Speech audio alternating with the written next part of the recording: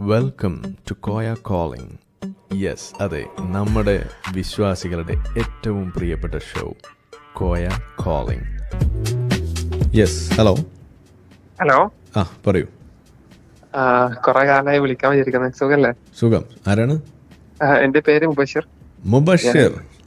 അസ്സലാമു അലൈക്കും. വാലൈക്കും അസ്സലാം. ഭയങ്കര ഇതിട്ടാ, എന്താ പറയാ, സന്തോഷം. കാരണം കൊറേ കാലമായി വിളിക്കാൻ ശ്രമിക്കണം. ഓഹോ, ഞാന് നിങ്ങൾ വിശ്വാസിയാണ് വെച്ചാല് പേര് ജനിച്ചത് അതന്നെ വിശ്വാസിയാണ്. എന്നെ വിളിക്കാൻ സന്തോഷം. അതല്ല, ഇപ്പത്തിന്റെ അവസ്ഥ പറഞ്ഞാല് അദ്ദേഹത്തിന് പുറത്തു നോക്കുമ്പോ ഞാൻ വിശ്വാസിയാണ്. പുറത്തിപ്പോ വീട്ടിലായിക്കോട്ടെ നാട്ടിലായിക്കോട്ടെ എല്ലായിടത്തും വിശ്വാസിയാണ്. അങ്ങനെ. പക്ഷെ എനിക്ക് നിസ്കാരങ്ങൾ കാര്യങ്ങളൊക്കെ ഭയങ്കര കുറവാണ്. എത്ര നാളായിട്ട്? ഇപ്പൊ ഏകദേശം 4-5 മാസം. 4-5 മാസമായിട്ട്.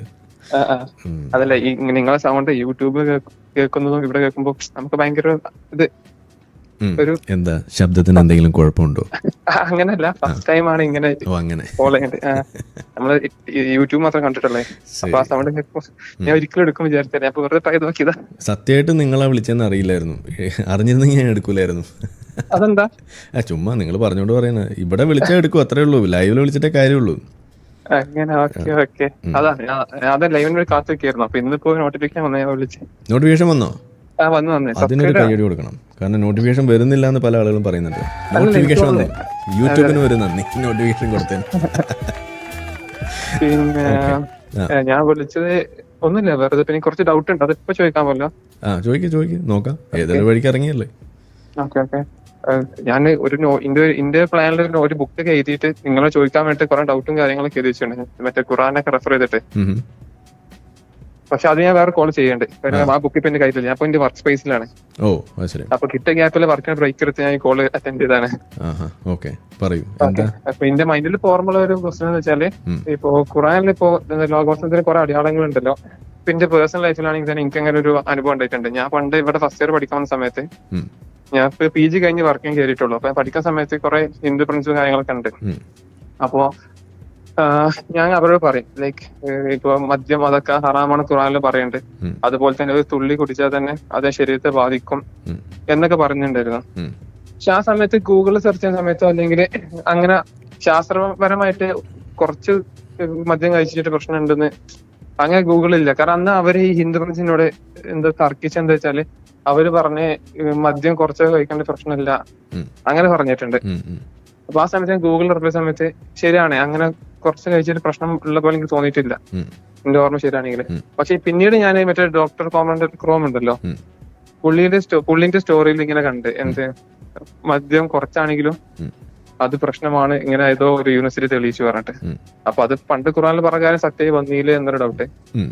പിന്നെ അതുപോലെ തന്നെ ഇപ്പോ രണ്ടാമത്തെ ക്വസ്റ്റൻ എന്ന് വെച്ചാല്, ആദ്യത്തെ ക്വസ്റ്റ്യൻ തീരുമാനാക്കാം. ഓക്കെ. ഇസ്ലാമിൽ ഈ മദ്യ നിരോധനത്തിന്റെ പശ്ചാത്തലം എന്താണ്? കഴിക്കാനേ പാടില്ല, ഹറാമാണ്. ഹറാമാണ്. എന്തുകൊണ്ട്?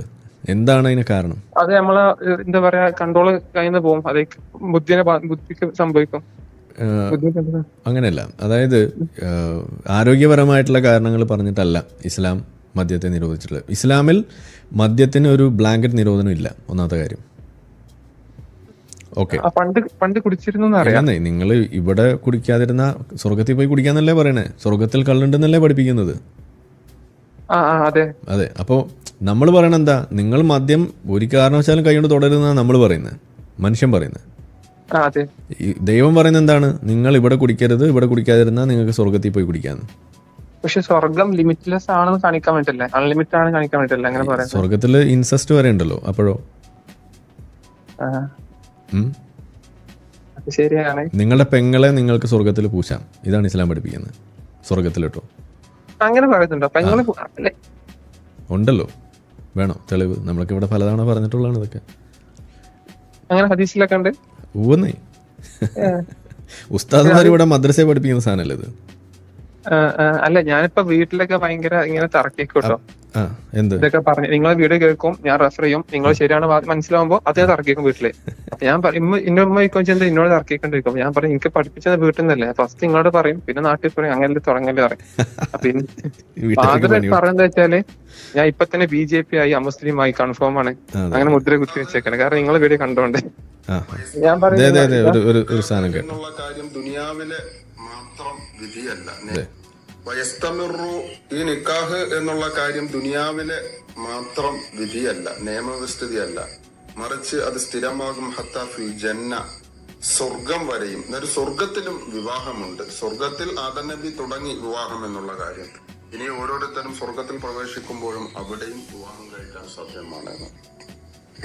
കാരണം ഫഇന്നഹു യജൂസു ലിൽ ഇൻസാനി, അപ്പോൾ തീർച്ചയായും മനുഷ്യന് അനുവദനീയമാണ് അന്നിക്കാഹു ഫിൽ ജന്ന, സ്വർഗത്തിൽ നിക്കാഹ് കഴിക്കാം. അവന് സ്വർഗത്തിൽ വിവാഹം ആവശ്യമുണ്ട് എങ്കിൽ വിവാഹം കഴിക്കാം. വലൗലി മഹാരിമിഹി, ദുനിയാവുമായിട്ടുള്ള വിധിയിൽ എതിരുണ്ട്.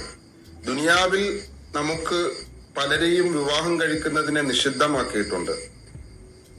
നമ്മുടെ ഉമ്മ, അതുപോലെ തന്നെ നമ്മുടെ മക്കള്, നമ്മുടെ പിതാവിന്റെ സഹോദരന്മാര്, അതുപോലെ നമ്മുടെ ഉമ്മയുടെ സഹോദരിമാര്, ഇങ്ങനെ തുടങ്ങി നമ്മുടെ സഹോദരിമാര്, ഇങ്ങനെ തുടങ്ങി പലരെയും വിവാഹം കഴിക്കൽ നിഷിദ്ധമാക്കിയിട്ടുണ്ട്. എന്നാൽ സ്വർഗത്തിലെ നിയമം മറ്റൊന്നാണ്. സ്വർഗത്തില് നമുക്കിവിടെ ദുനിയാവിൽ വിവാഹബന്ധം ഹറാമായ പലരെയും നമുക്ക് സ്വർഗത്തിൽ വിവാഹം കഴിക്കാൻ പറ്റും. മാ അദൽ ഉസൂല വൽ ഫുറൂഅ, നമ്മളുടെ മാതാവിന്റെ മാതാവ്, അങ്ങനെ തുടങ്ങി ഉള്ള നമ്മുടെ അസലുകളും, അതുപോലെ തന്നെ ഫുറൂ, നമ്മുടെ മക്കൾ, നമ്മുടെ പെൺമക്കളുടെ മക്കൾ, അവരുടെ മക്കൾ, ഇങ്ങനെ തുടങ്ങി ആ ഫുറൂവും നമ്മുടെ ശാഖയും അതുപോലെ നമ്മുടെ അസലും, ഇവ ഒഴികെയുള്ള ബാക്കിയുള്ള ബന്ധങ്ങളൊക്കെ അവിടെ അനുവദനീയമാണ്. ഉദാഹരണം, നമ്മുടെ ഇവിടുത്തെ സഹോദരിമാർ സ്വർഗത്തിൽ വിവാഹം കഴിക്കൽ അനുവദനീയമാണ്.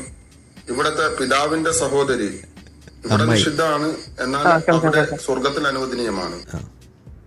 കേട്ടല്ലോ. അപ്പൊ ലിമിറ്റ്ലെസ് ആണെന്ന് പറയുന്ന വാദം തെറ്റല്ലേ? കാരണം ലിമിറ്റ്ലെസ് ആണെന്നുണ്ടെങ്കിൽ എന്താ ഉമ്മാനെ പൂശാൻ സമ്മതിക്കാത്തത്? അപ്പൊ ലിമിറ്റ് ഇല്ലേ? അപ്പൊ ലിമിറ്റ്ലെസ് ആണെന്നുള്ളൊരു വാദമൊന്നുമില്ല ഇസ്ലാമില്. ഓക്കെ, ഇതിപ്പോ ഏത് മദ്രസയിലാണ് പഠിപ്പിക്കുന്നതും കൂടി, ഇതൊക്കെ ഏത് മദ്രസയിലാന്നൊക്കെ ചോദിക്കുമല്ലോ. ഇത് സമസ്ത മദ്രസയാണ്, സ്റ്റാൻഡേർഡ് 8. അതിനകത്ത് പഠിക്കുന്ന ദക്ഷിണ കേരള ഇസ്ലാം മത വിദ്യാഭ്യാസ ബോർഡ്. ഓക്കെ, അവരുടെ 8ാം ക്ലാസ്സിലെ മദ്രസ എന്താണ് ഫിഖഹിലുള്ള സാധനമാണത്. ഓക്കെ, ഫിഖഹിൽ പഠിപ്പിക്കുന്ന സംഗതിയാണ് ഇപ്പൊ നമ്മൾ കേട്ടത്.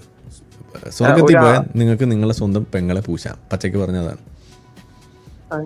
അപ്പോൾ കള്ളിന്റെ കാര്യം, ഞാൻ ഈ സംഗതി പറയുമ്പോൾ നമ്മളിതൊക്കെ പറയെങ്കിലും കള്ളിന്റെ കാര്യം ഇസ്ലാമിൽ ഇല്ല എന്ന് പറഞ്ഞ് സ്ഥാപിക്കാൻ വേണ്ടി ഞാൻ മെനക്കെടാറില്ല, പച്ചയ്ക്ക് പറയുകയാണെങ്കിൽ. അതെന്താന്ന് വെച്ച് കഴിഞ്ഞാൽ കള്ള്, ഞാൻ ജോലി എടുക്കുന്നത് പോലെ ഒരു കരൾ രോഗ ഡിപ്പാർട്ട്മെന്റിലാണ്, ഹെപ്പറ്റോളജി. ആൽക്കഹോൾ യൂസ് ഡിസോർഡർ എന്ന് പറയുന്ന ഒരു വിഷയമുണ്ട്. അത് കുറേ ജനറ്റിക്കും കൂടിയാണ്. അതായത് ഈ ലഹരി ആസക്തി, ഈ മദ്യത്തോടുള്ള ആസക്തി എന്ന് പറയുന്നത് അത് ഒരു ജനറ്റിക് പ്രീഡിസ്പോസിഷൻ കൂടിയുള്ള സംഗതിയാണ്. ഓക്കെ, അപ്പം അങ്ങനെയുള്ള ആളുകൾക്ക് ഇത് വന്നു കഴിഞ്ഞാൽ അവർക്കത് മാറ്റിയെടുക്കൽ വലിയ ബുദ്ധിമുട്ടാണ്. ഈ കള്ള് കുടിച്ച് അത് നിങ്ങൾക്കൊരു യൂസ് ഡിസോർഡർ ആയിട്ട് മാറിക്കഴിഞ്ഞാൽ അതിൽ നിന്ന് രക്ഷപ്പെടാനുള്ള സാധ്യത വളരെ കുറവാണ്. അപ്പോൾ ഇത് കള്ള് കുടിച്ചു കഴിഞ്ഞാൽ നിങ്ങൾക്കുണ്ടാവുന്ന അസുഖം, അതിലേറ്റവും പ്രധാനം ആൽക്കഹോളിക് ലിവർ സിറോസിസ് എന്നൊക്കെ പറയുന്ന സംഗതി, ഇത് വന്നു കഴിഞ്ഞാൽ അതിന് ചികിത്സ പോലും ഇല്ല മര്യാദയ്ക്ക്. ലിവർ അടിച്ചു പോയി കഴിഞ്ഞാൽ നിങ്ങൾക്ക് ലിവർ സ്വന്തം വീട്ടിലാരെങ്കിലും വെച്ച് തന്നാൽ കിട്ടി, അല്ലാതെ വേറൊരാൾ നമ്മളെ ഡിസീസ്ഡ് ലിവർ ഡൊണേഷൻ അതിൽ നിന്ന് നിങ്ങൾക്ക് ലിവർ കിട്ടില്ല. കാരണം നിങ്ങൾ ആൽക്കഹോൾ കഴിച്ച ആളാണ് എന്നതിൻ്റെ പേരിൽ. അപ്പോൾ നിങ്ങൾ പ്രയോറിറ്റി ലിസ്റ്റിൽ താഴെ വരാം.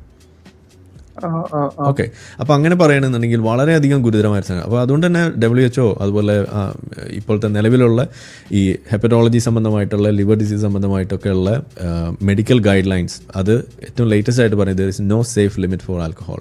അതാണ് അതിൻ്റെ ആധുനിക ശാസ്ത്രത്തിൻ്റെ കണ്ടെത്തൽ. There is no safe limit.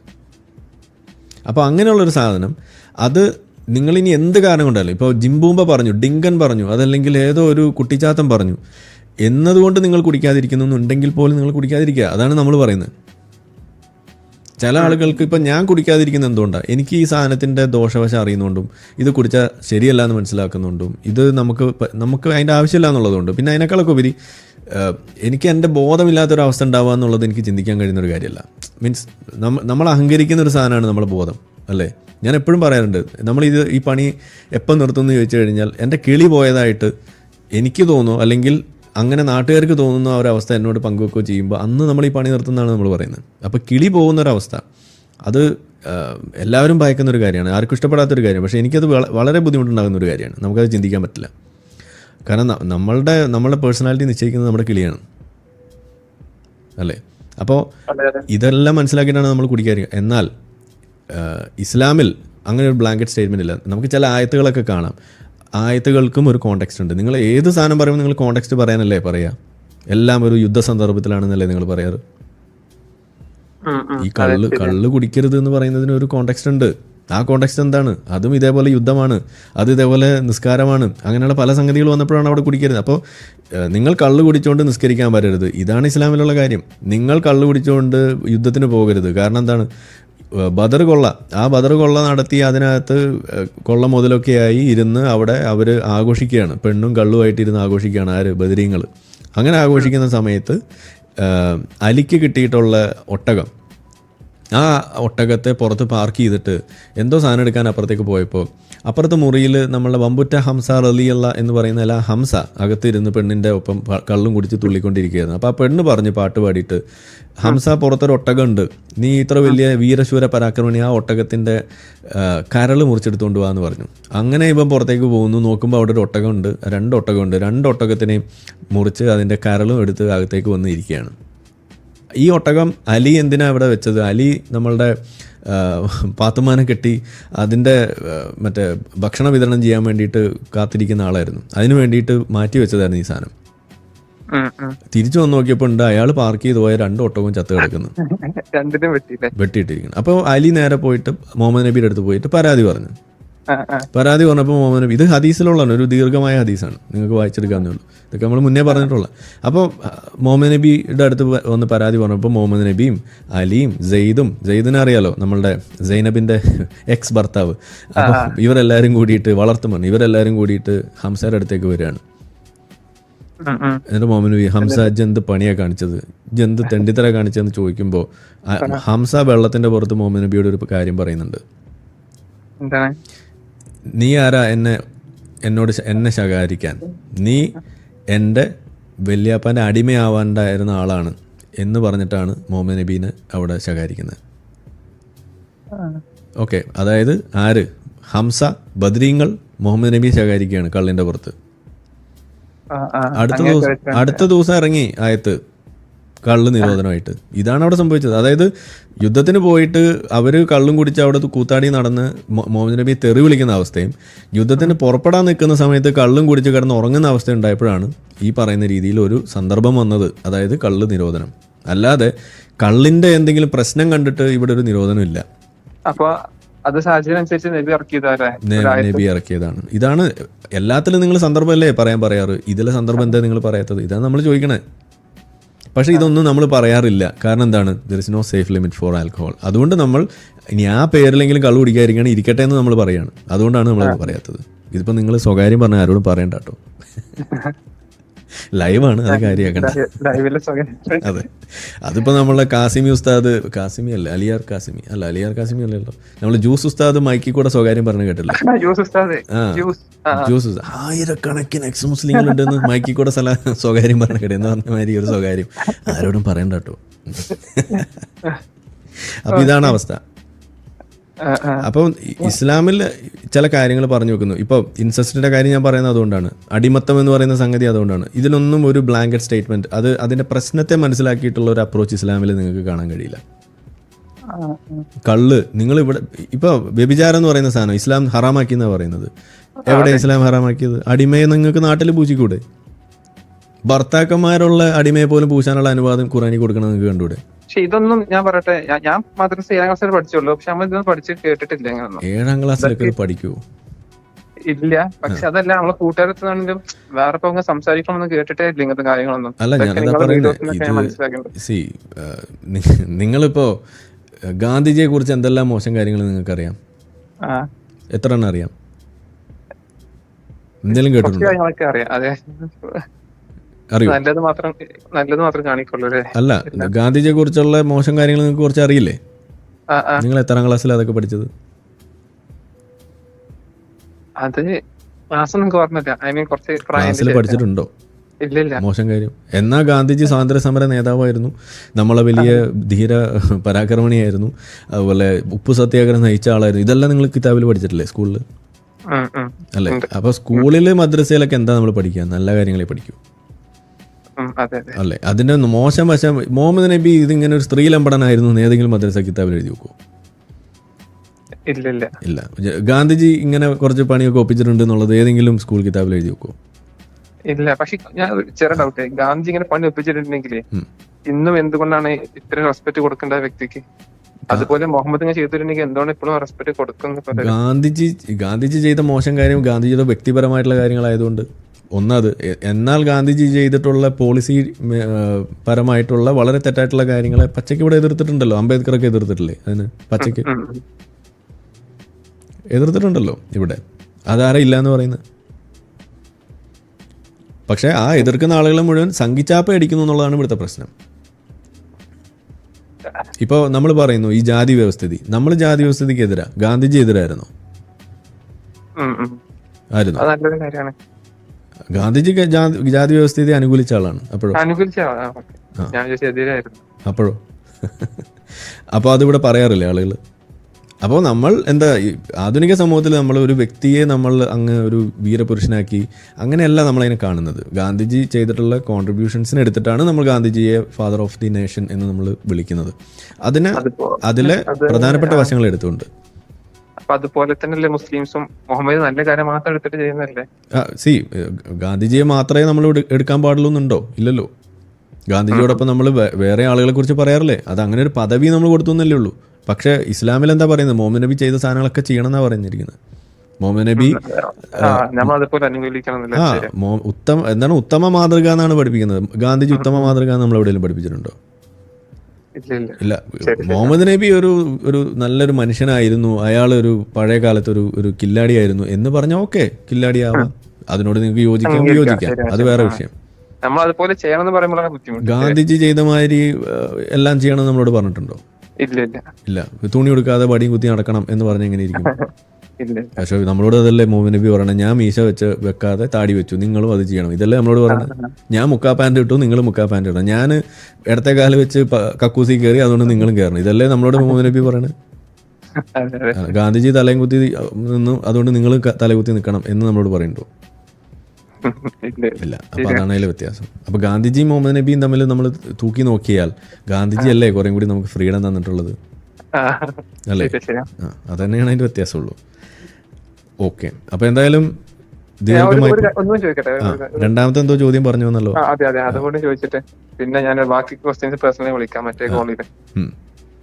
രണ്ടാം ദിവസം എന്ന് പറഞ്ഞാല് ഇപ്പോ ദിവസം മാസം പോലെ, മാസം വർഷം പോലെ, ആ ഒരു അങ്ങനെ ഇതുണ്ടല്ലോ, ഹദീസ് ഉണ്ടല്ലോ. സമയം കഴിയുന്നതനുസരിച്ച് നമുക്ക് ഭയങ്കര ഹദീസ് മനസ്സിലായില്ലേ? മനസ്സിലായി. ലോകാവസാനത്തിന്റെ ലക്ഷണമാണ്. അത് ഹദീസിലെ കുറേ അവിടെ പറയുന്നുണ്ട്, ഹദീസിലെ തോന്നണേ അത്. അതിപ്പോ ഈ അടുക്ക് ഞാൻ ഇപ്പൊ ഒരു എന്താ പറയുക, ഇത് വായിച്ചപ്പോ അതിപ്പോ കറക്റ്റ് ആയവരുണ്ട്. ഇതുപോലെ സ്റ്റോറി കണ്ടതാണ്. തോന്നിയതല്ല, ശാസ്ത്രജ്ഞരും ആരോ പറഞ്ഞു എന്ത് സമയം പെട്ടെന്ന് പോകുന്നുണ്ട് രീതിയിൽ. നിങ്ങളുടെ വീട്ടിൽ ചെറിയ കുട്ടികളുണ്ടോ? ഉണ്ട്. ഏട്ടൻ കുട്ടി. എത്ര വയസ്സുണ്ട്? 2 വയസ്സാണ്. ഒരു LKG, ഒരു 1ാം ക്ലാസ്സിൽ 2ാം ക്ലാസ്സിലൊക്കെ പഠിക്കുന്ന കുട്ടികളുണ്ടോ വീട്ടില്? ഇല്ല. ആരെങ്കിലും ഒന്ന് കണ്ടുപിടിക്കുക, എന്നിട്ട് അവരോട് ചോദിക്കാം. അവര് പറയും തീരണില്ലല്ലോ 1ാം ക്ലാസ് ഒന്നും 2ാം ക്ലാസ് ഒന്നും തീരുന്നില്ലല്ലോ എന്ന് അവര് പറയും. അപ്പോഴോ അവർ ജീവിക്കുന്ന അതേ ദിവസം അതേ വർഷത്തിൽ തന്നെയല്ലേ നമ്മളും ജീവിക്കണേ? ഇത് പ്രായം കൂടുന്നതിനനുസരിച്ച് നമ്മൾ ഇതിനകത്ത് ഏർപ്പെടുന്ന നമ്മളുടെ ജോലിയും നമ്മളുടെ കാര്യങ്ങൾക്കും അനുസരിച്ചിട്ട് നമുക്ക് പെർസെപ്ഷനിൽ വ്യത്യാസം ഉണ്ടാവില്ലേ? ഒരു റിട്ടയർമെൻറ്റ് ലൈഫ് എൻജോയ് ചെയ്യുന്ന ഒരാളടുത്ത് നിങ്ങൾ പോയിട്ട് ഇത് ചോദിച്ചു നോക്കിയാൽ, ഒരു 70 വയസ്സൊക്കെ ആയിട്ട് ചാരു കസേരയിലിരുന്ന് അയാളോട് നിങ്ങൾ പോയി ചോദിക്കുക. അയാൾ ദിവസം തള്ളി നിൽക്കുക, എൻ്റെ വാപ്പ അവിടെ വീട്ടിലിരിപ്പുണ്ട്, ഞാൻ വേണമെങ്കിൽ ഫോൺ നമ്പർ ആയിരുന്നു വിളിച്ചു ചോദിക്കായിരുന്നു.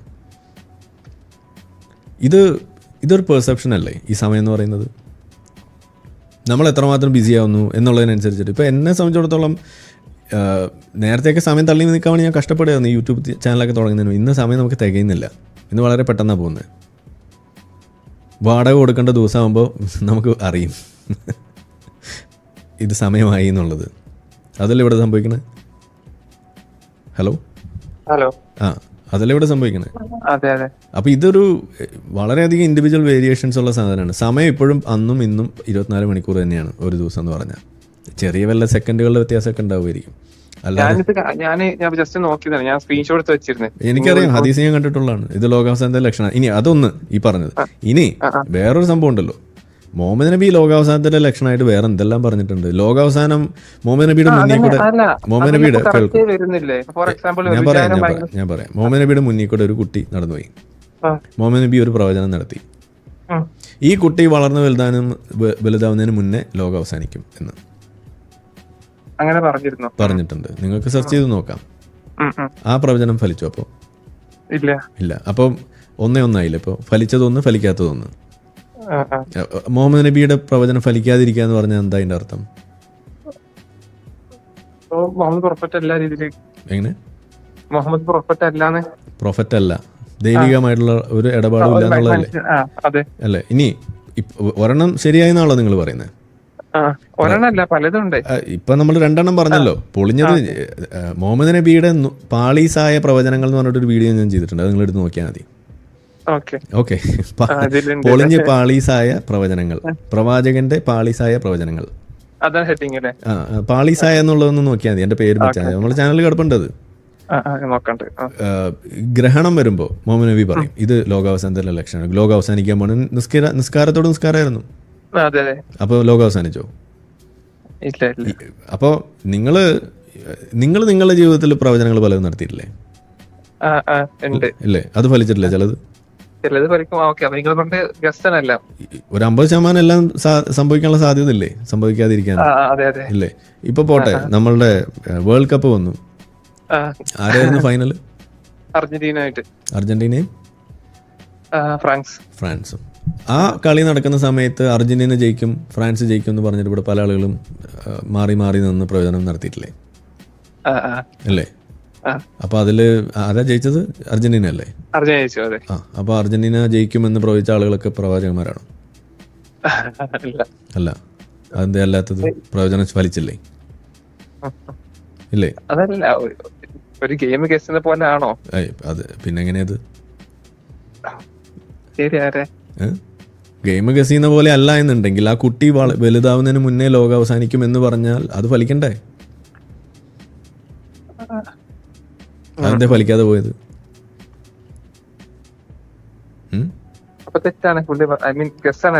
ഗസ്സാണ്. അതായത് നമുക്കും നടത്താൻ കഴിയുന്ന പോലെ മുഹമ്മദ് നബിക്ക് നടത്താൻ കഴിയും. കാരണം എന്താണ്? മുഹമ്മദ് നബി ഒരു മനുഷ്യനാണ്.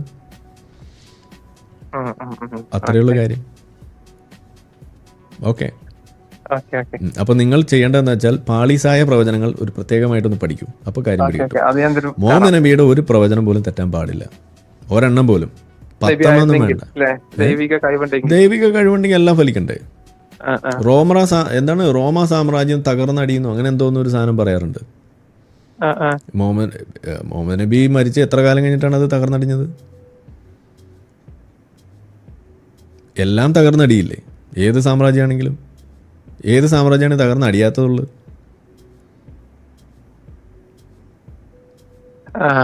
ഏതാ ഉള്ളത്? ഒന്നുമില്ല.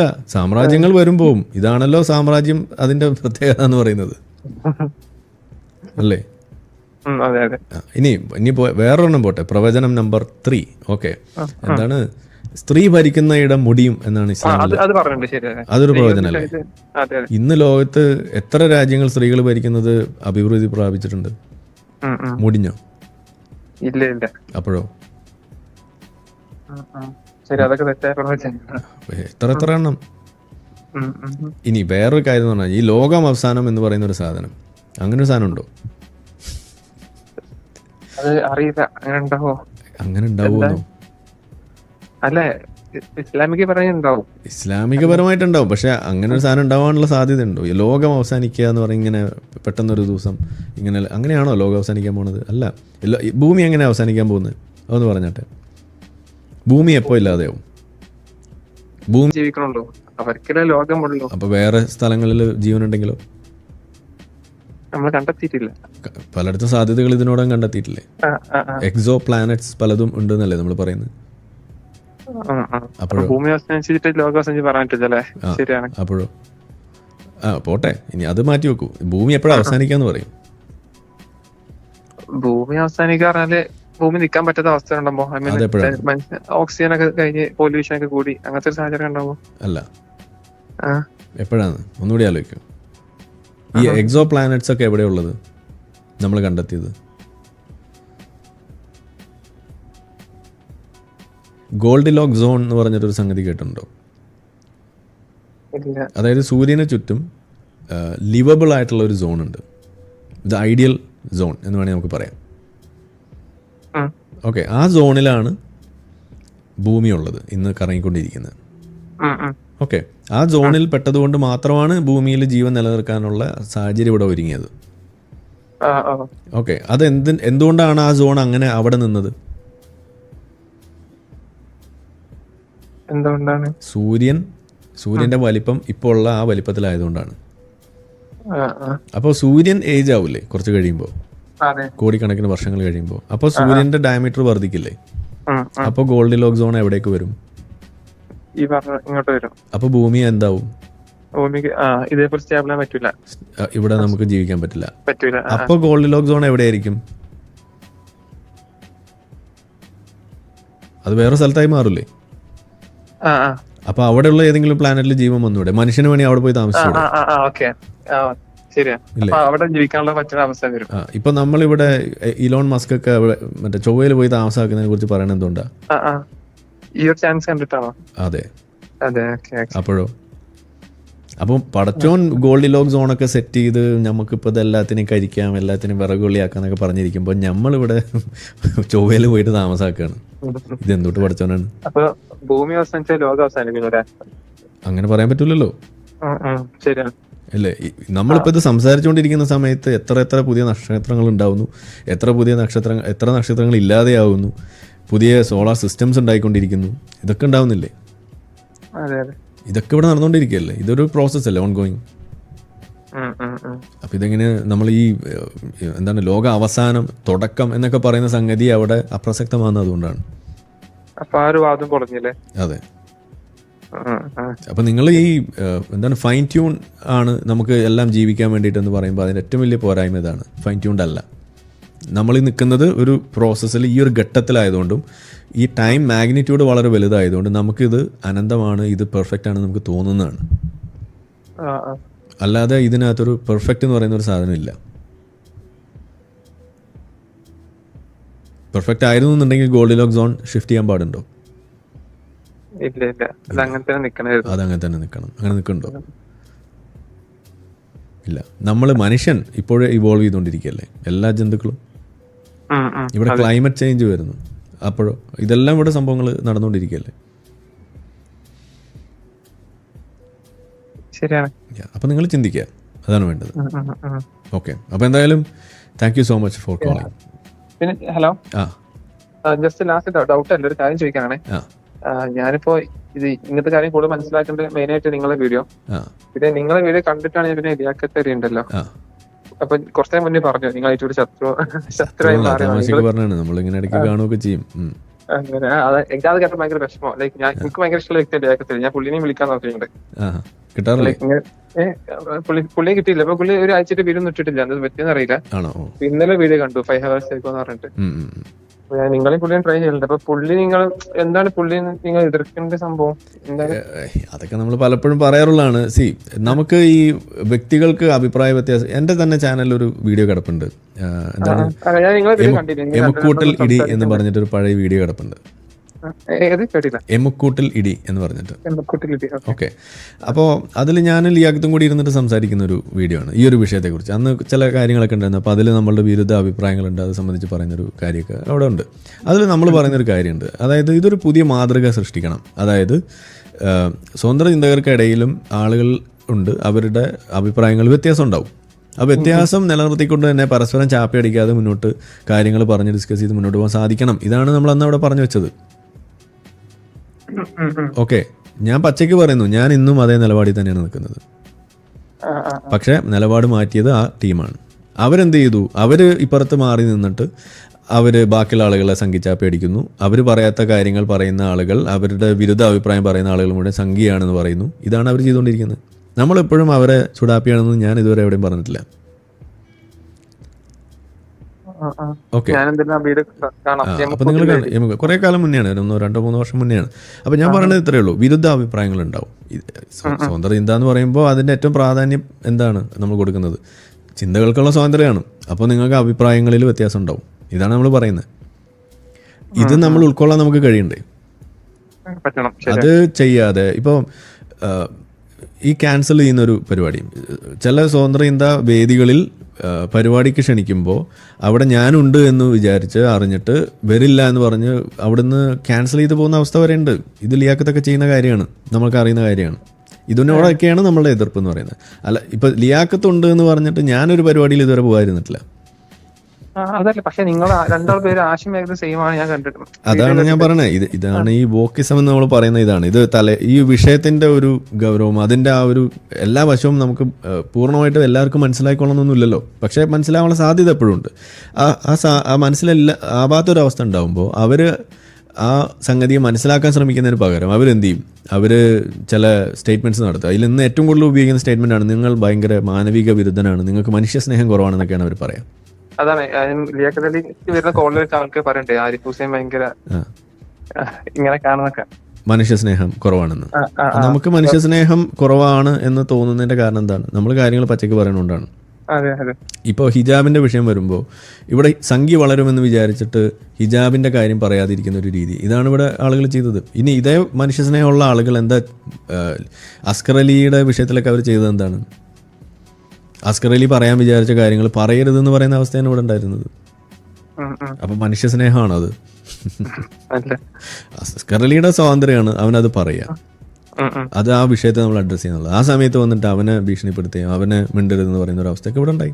ഇതൊക്കെ തന്നെയാണ് ഇവിടുത്തെ കുഴപ്പം. നമുക്കങ്ങനെ ഇല്ല. അവിടെ ആ ഒരു കാര്യത്തിൽ പറയാനുള്ളത് പറയാന്നുള്ളത് തന്നെയാണ്. അത് മനുഷ്യ സ്നേഹം ഉണ്ടോ ഇല്ലയോ എന്ന് ഫാക്ട് നമ്മൾ പറയാന്നുള്ളതാണ്. ഇത് എല്ലാ ആളുകൾക്കും ചിന്തിക്കാനുള്ള കഴിവുണ്ട് എന്നുള്ളത് നമ്മൾ അംഗീകരിച്ചു കൊടുക്കുക എന്നുള്ളതാണ് പ്രധാനം. അല്ലാതെ നിങ്ങൾക്ക് വേണ്ടി ഞാൻ ചിന്തിക്കുന്നില്ല. നമ്മൾ ചിന്ത മറ്റേ നോക്കുകൂലി വാങ്ങുന്ന പരിപാടി ഇല്ല. ഓക്കെ, ചിന്തയ്ക്ക് വേണ്ടിയിട്ട് നിങ്ങളുടെ ചിന്ത നിങ്ങളാണ് ചിന്തിക്കേണ്ടത്. അത് നമ്മൾ എടുക്കേണ്ട കാര്യമില്ല. പക്ഷേ അപ്പോഴും ഞാൻ പറയുന്നു, ഇതൊക്കെ ഉണ്ടെങ്കിലും ലിയാഖത്ത് അവിടെ ചെയ്യുന്ന പ്രവർത്തനം അത് വലിയ പ്രവർത്തനമാണ്. അവിടെ ഇപ്പം എന്നെക്കാൾ നല്ല രീതിയിൽ ഈ ഇസ്ലാമിൻ്റെ കാര്യങ്ങൾ പഠിക്കുകയും അതിന് ഇഷ്ടംപോലെ സമയമുള്ള ഒരാളായതുകൊണ്ട് നന്നായിട്ട് ചെയ്യുന്ന ആളാണ്. ഇതിൻ്റെ സോഴ്സസ് കാര്യങ്ങളൊക്കെ നിങ്ങൾക്ക് അങ്ങനെ അതെ നിങ്ങൾക്ക് അതിനെക്കുറിച്ചൊക്കെ കൂടുതൽ അറിയണമെങ്കിൽ നിങ്ങൾ ലിയാഖത്തിനെ വിളിക്കണതാണ് നല്ലത്. അതേ ഞാൻ പറയുള്ളൂ. കാരണം ഞാൻ ഫോക്കസ് ചെയ്യുന്നത് കൂടുതൽ ഈ പൊളിറ്റിക്കൽ ഇതിനകത്തുള്ള ഇൻഫ്ലുവൻസ് ആണ് എൻ്റെ പ്രശ്നം എന്ന് പറയുന്നത്. സൊസൈറ്റിയിൽ ഇതുണ്ടാക്കുന്ന മനസ്സിലാക്കിയത് നിങ്ങളെ വീഡിയോ കണ്ടിന്യൂഷൻ ആണ്. ഓഹോ, അങ്ങനെ ഉണ്ടായോ? നിങ്ങൾ അങ്ങനെ വ്യക്തി എക്സിസ്റ്റ് ചെയ്യേണ്ട മനസ്സിലായത് നിങ്ങളെ വീഡിയോ നിങ്ങൾക്ക് മനസ്സിലായി. അങ്ങനെ ഇപ്പോൾ വ്യക്തി ഉണ്ട്. പിന്നീടാണ് ഞാൻ ലിയാഖത്തിന് സബ്സ്ക്രൈബ് ചെയ്തത്. ഓക്കെ. അങ്ങനെ ശത്രുവിനോട് പോലും ക്ഷമിച്ചു എന്ന് അങ്ങനെയല്ല ഉദ്ദേശിച്ചത്. അങ്ങനെ പുള്ളി വീഡിയോ കണ്ടപ്പോ എനിക്ക് നിങ്ങളുടെ പേഴ്സണലി ഓക്കെ, പക്ഷെ പുള്ളി വീഡിയോ രണ്ടാളും ശത്രു ഇസ്ലാമാണ് മനസ്സിലായി. ശത്രു എന്നല്ല മനസ്സിലാക്കാൻ. ഇതൊക്കെ ഞാൻ പറയുന്നത് ഇതൊക്കെ ഉണ്ടെങ്കിലും ഒരു വിശ്വാസിയെ സംബന്ധിച്ചിടത്തോളം ലിയാഖത്തും ഞാനും ജബ്ബാർ മാഷും ഇവരൊക്കെ ഒരൊറ്റ ബ്രാക്കറ്റാണ്. നമ്മളിവിടെ ഇരുന്നിട്ട് അങ്ങോട്ടും ഇങ്ങോട്ടും ചാപ്പ അടിക്കും. വിശ്വാസികൾ നമുക്ക് എല്ലാവർക്കും ഒരുമിച്ച് ചാപ്പ വരും. ഇത്ര വ്യത്യാസമുള്ളൂ. ഇതിലൊന്നും വലിയ കഥയൊന്നും ഇല്ലാന്ന് അവരോട് പറഞ്ഞ് മനസ്സിലാക്കാൻ നമുക്ക് പറ്റുന്നില്ല. അതാണ് നിങ്ങൾ ഈ കോളിലുള്ള ദേഷ്യം അല്ല, ഫ്രസ്ട്രേഷൻ എല്ലാം എനിക്ക് മനസ്സിലാക്കാൻ പറ്റും. കാരണം ഞാൻ വീട്ടിൽ നിന്ന് എതിർക്കുമ്പോൾ എനിക്ക് അറിയാലോ ഞാൻ എത്ര ബുദ്ധിമുട്ട് നേരിടുന്നത്. എന്നെക്കാട്ടി 100 ഇരട്ടി ബുദ്ധിമുട്ട് നേരിട്ട ആളല്ലേ നിങ്ങള്. അപ്പൊ അതിന്റെ ദേഷ്യം നിങ്ങൾ ദേഷ്യം എല്ലാവരും ഫ്രസ്ട്രേഷനാണ് നിങ്ങൾ വീഡിയോ വോയിസ് കാണിക്കുക പറയുന്നത്. അല്ലാതെ നിങ്ങൾക്ക് മനസ്സിലായി കുറവാണെന്ന് ഞാൻ ഒരിക്കലും അങ്ങനെ വിശ്വസിക്കുന്നില്ല. അങ്ങനെ തരം ചിന്തിക്കാൻ എനിക്ക് മനസ്സിലാവണില്ല. അപ്പൊ ഇത് ഏതായാലും ഈ വീഡിയോ നമ്മൾ കട്ട് ചെയ്തിട്ട് ലിയാക്കത്തിന് സ്നേഹപൂർവ്വം എന്ന് പറഞ്ഞിട്ടൊരു വീഡിയോ ഒക്കെ ഇടാം നമുക്ക്. മതി, നല്ലത്. ആയിക്കോട്ടെ. അപ്പോൾ എഡിറ്റർ പ്ലീസ് നോട്ട്, ഇത് ലിയാക്കത്തിന് ഒരു എന്താണ് ഒരു സ്നേഹപൂർവ്വം. ഓക്കെ, ഒരു ഇത് കാരണം ലിയാക്കത്തിന് ഫോൺ കടക്കും എന്റെ.